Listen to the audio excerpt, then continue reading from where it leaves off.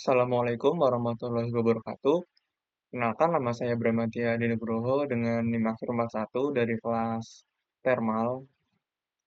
Di sini saya akan menjelaskan terkait internal gear pump untuk mata kuliah pompa dan kompresor.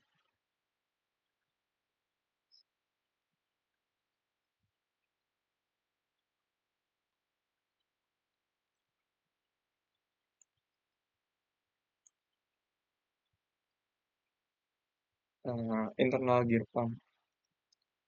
Internal gear pump adalah jenis pompa perpindahan positif yang menggunakan dua roda gigi yang berbeda ukuran dengan satu roda gigi berada di dalam roda gigi lainnya. Nah, jadi internal gear pump sendiri itu merupakan salah satu jenis dari gear pump. Gear pump itu sendiri memiliki banyak jenisnya, yang dimana internal gear pump itu adalah salah satunya. Kemudian gear pump itu sendiri yaitu merupakan jenis pompa hidrolik sederhana, namun sangat bisa diandalkan. Pompa ini bekerja dengan memindahkan fluida menggunakan roda gigi yang berputar di dalam rumah pompa. Nah, jadi, roda gigi yang ada di dalam rumah pompa ini itu berputar menggerakkan fluida dari satu sisi pompa ke sisi lain pompa. Nah, jadi, roda giginya itu ada 2, jadi dia saling, berhubungan. Kemudian di sini ada gambar konstruksi pompanya. Sebentar.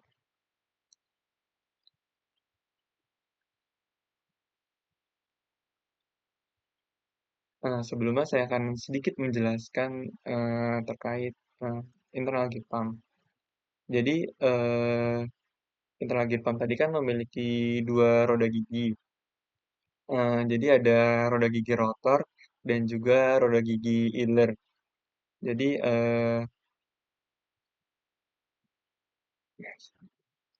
nah ini tuh di sini ada gambar konstruksinya. Ini ada idler gear. Idler gear ini diposisikan untuk mengunci rotor gear. Nah ini diposisikan di tengah idle-nya untuk bisa mengunci rotor gear sehingga dapat terhubung dengan satu siklus dalam siklus pemompaan.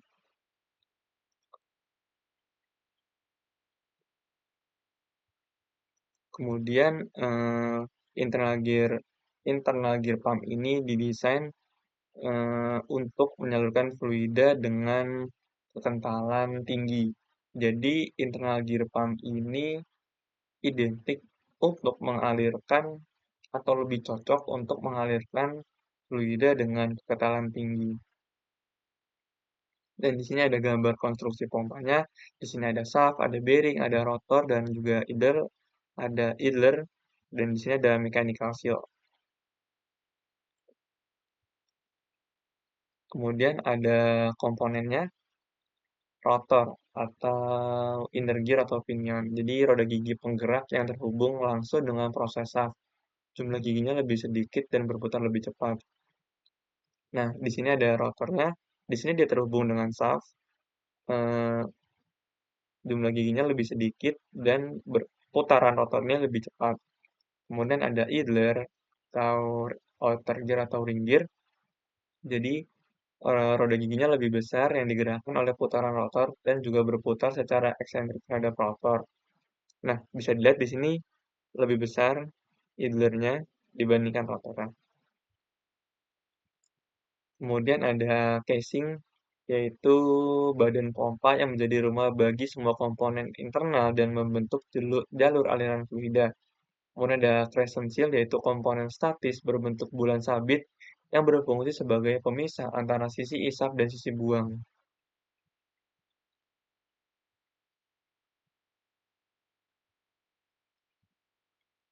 Kemudian ada poros, yaitu untuk meneruskan putaran dari penggerak eksternal atau motor listrik ke rotor. Nah, di sini ada poros shaftnya. Jadi untuk menggerakkan penggerak eksternal, jadi motor listriknya itu tidak ada di dalam gambar ini ke rotor. Nah, jadi misal ada di sini tersambung dengan motor listrik, kemudian ini shaft tersambung dengan motor listrik dan shaftnya ini berfungsi untuk menyalurkan pergerakan ke rotor, yang dimana nanti rotornya juga ikut bergerak. Kemudian ada saluran isap atau suction port. Di sini lubang tempat fluida masuk dalam pompa dan juga saluran buang yaitu discharge port.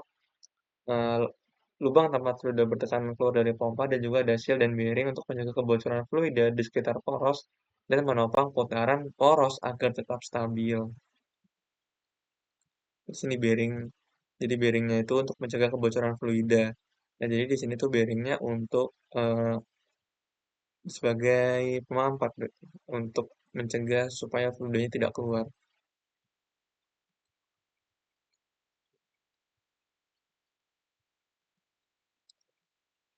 Kemudian lanjut ke prinsip kerja pompanya. Jadi prinsip kerja pompa internal gear pump ini ada tiga. Yang pertama itu ada pengisapan, yaitu yang pertama ada pengisapan, yang kedua ada pemindahan, yang ketiga ada pendorongan. Yang pertama yaitu saat pengisapan, saat rotor dan idler mulai berputar dan giginya terlepas satu sama lain di sisi isap, volume ruang di antara gigi-gigi tersebut mengembang. Proses ini menciptakan tekanan vakum atau tekanan lebih rendah dari tekanan atmosfer. Akibatnya, fluida dari tangki atau sumber akan terisap masuk ke dalam rongga pompa. Kemudian yang kedua ada pemindahan. Fluida yang terperangkap di dalam celah-celah di antara gigi rotor dan idler kemudian dibawa berputar mengikuti dinding casing menuju sisi buang. Crescential memainkan peran krusial di sini dengan mencegah fluida kembali ke sisi isap. Kemudian yang ketiga ada pendorongan. Ketika gigi-gigi rotor dan idler kembali bertemu dan bertautan di sisi buang, volume ruang di antara gigi tersebut menyusut. Hal ini memaksa fluida yang terperangkap untuk keluar melalui saluran buang dengan tekanan yang lebih tinggi. Nah, jadi di sini tuh saat pengisapan, jadi fluidanya itu masuk melalui port hisap yang terletak di antara eh, gigi-gigi rotor dan di antara gigi-gigi rotor dan idler yang ada di sini. Kemudian pindahan fluidanya itu fluidanya udah masuk dalam pompa. Kemudian eh, di sini tuh masuk fluidanya dan terperangkap di dalam casing pompa. Kemudian saat giginya berputar, fluida itu dipindahkan ke sisi inlet dan sisi outlet melalui ruang di antara gigi-gigi roda dan dinding casingnya. Kemudian fluidanya itu keluar saat ketika roda gigi terus berputar. Saat roda giginya terus berputar, ruang di antara gearnya itu mengecil sehingga eh, lama-kelamaan mendekat dengan sisi outlet pompanya. Kemudian ruang yang mengecil ini menyebabkan tekanannya meningkat, yang dimana fluidanya itu terdorong keluar melalui port outlet dengan tekanan yang lebih tinggi. Nah, di sini ya ketika gigi-gigi rotor dan inlet kembali bertemu, volume ruang antar gigi tersebut menyusut. Hal ini memaksa fluida yang terperangkap untuk keluar melalui saluran buang dengan tekanan yang lebih tinggi. Berarti fluidanya itu pas masuk dalam pompa melalui port hisap, terletak di antara gigi rotor dan idler, kemudian eh, gigi roda bergerak dan eh, di sini fluidanya itu terperangkap di antara gigi roda dan casing pompa. Kemudian saat berputar, fluidanya itu dipindahkan ke sisi inlet dan sisi outlet melalui ruang antara roda gigi dan dinding casing. Kemudian ketika roda giginya terus berputar, eh, di sini eh, terjadi penyempitan, kemudian tekanan meningkat sehingga fluidanya terdorong keluar melalui sisi outlet dengan tekanan tinggi.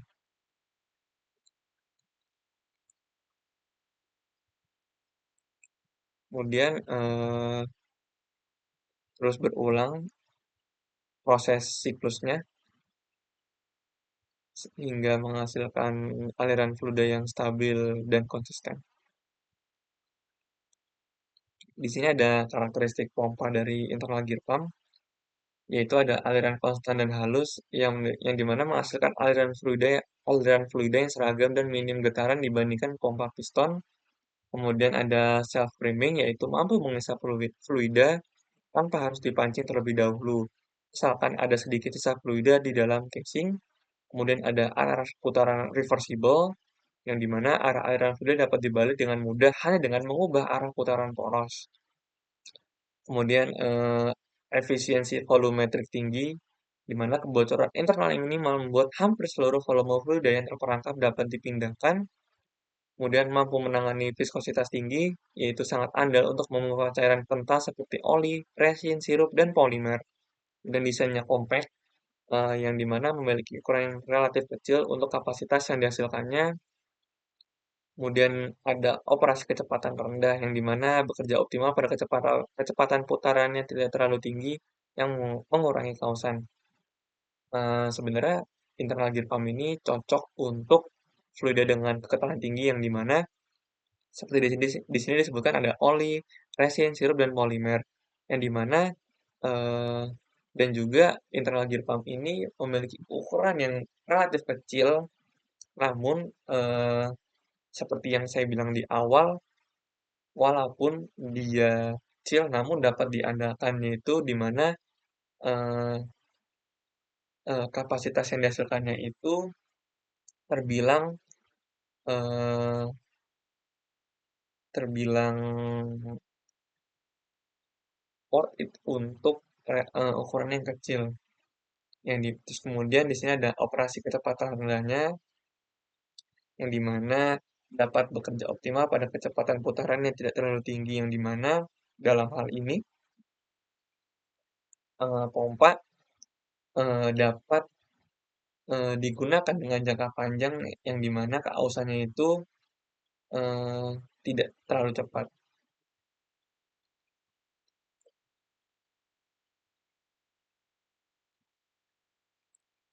Kemudian ada aplikasi di industri. Jadi internal gear pump ini sangat banyak digunakan pada industri-industri.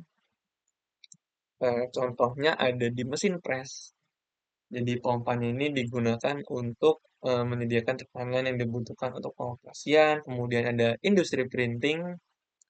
Di sini digunakan untuk menyediakan tinta ke printing press yang memastikan printing atau percetakan yang akurat. Kemudian ada industri tekstil. Di sini digunakan untuk pewarnaan dan finishing. Selain itu, pompa ini juga digunakan untuk mentransfer bahan kimia tekstil yang berviskositas tinggi.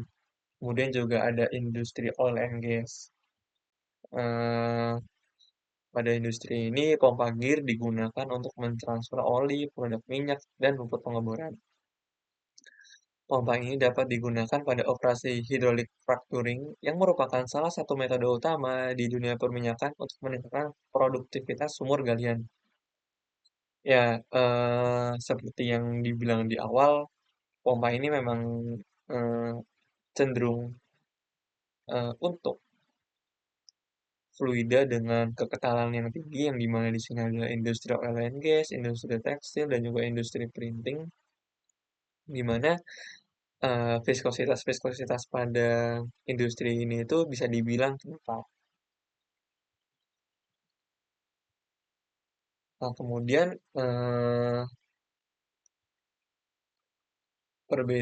di sini saya akan sedikit menjelaskan terkait dengan perbedaan antara internal gear pump dan juga external gear pump. Sebenarnya sama-sama di sini internal gear pump dan external gear pump itu sama-sama memiliki dua roda gigi yang menghasilkan aliran saat roda giginya itu saling bersentuhan. Yang membedakannya itu antara internal gear pump dengan external gear pump yaitu cara pengoperasiannya. Pada eksternal gear pump terdapat dua roda gigi yang berputar secara berlawanan arah, bukan berputar secara bersama seperti yang ada pada internal gear pump. Saat roda gigi berputar, mereka saling mengunci dan menciptakan ruang kosong di mana fluida dapat masuk. Fluida ini kemudian terbawa oleh gigi roda di sekitar sisi luar pompa, mengikuti jalur hingga mencapai saluran keluar. Disinilah fluida dipaksa keluar saat dua roda gigi bertemu, kan kemudian menghasilkan aliran fluida yang konstan dan teratur.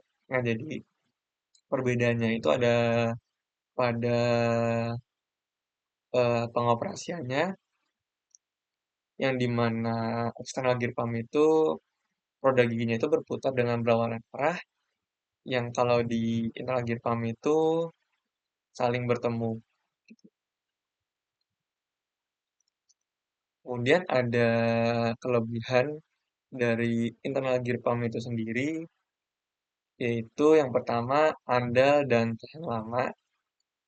Jadi pompa ini didesain dengan hanya dua bagian yang bergerak sehingga lebih andal dan juga umur pakai lebih panjang.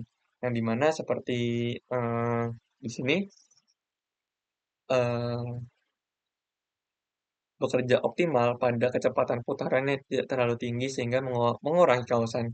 Yang dimana di sini termasuk dalam kelebihannya yaitu dapat tahan lama, kemudian potensi kebocorannya rendah eh, karena hanya memiliki satu seal, yang dimana tadi juga bearingnya itu berfungsi untuk mengurangi kebocoran, kemudian getarannya rendah. eh, Pompa ini menghasilkan aliran fluida yang konstan dan stabil. Hal ini penting dalam aplikasi yang membutuhkan distribusi fluida. Kemudian kelebihannya cocok untuk viskositas tinggi, kemudian efektivitas dari internal gear pump ini sangat baik, kemudian juga perawatannya lebih mudah karena desain pompanya sederhana juga komponennya lebih sedikit, jadi membuat pompa internal gear pump ini lebih mudah dalam eh, dirawat maupun diperbaiki. Nah, internal gear pump ini juga memiliki kekurangan yaitu kecepatannya sedang. Jadi pompa ini tidak dirancang untuk beroperasi pada kecepatan tinggi sehingga membatasi penggunaannya dalam aplikasi yang membutuhkan aliran cepat atau volume besar. Nah, karena di sini bekerja pada kecepatan putaran yang tidak terlalu tinggi, sehingga penggunaannya itu bisa dibilang terbatas, sehingga kita harus menunggu sedikit lebih lama jika menginginkan fluidanya itu dengan cepat. Kemudian tekanannya sedang, eh, pompa ini memiliki batasan dalam menangani tekanan yang sangat tinggi sehingga menjadi keterbatasan dalam aplikasi yang membutuhkan tekanan operasi yang ekstrim. Nah, yang dimana pompa ini bisa dibilang tidak bisa bekerja dalam tekanan tinggi sehingga eh, pompa ini itu bisa dibilang hanya bisa bekerja pada tekanan yang biasa saja, tidak bisa dalam tekanan yang ekstrim. Sekian dari saya cukup. Terima kasih.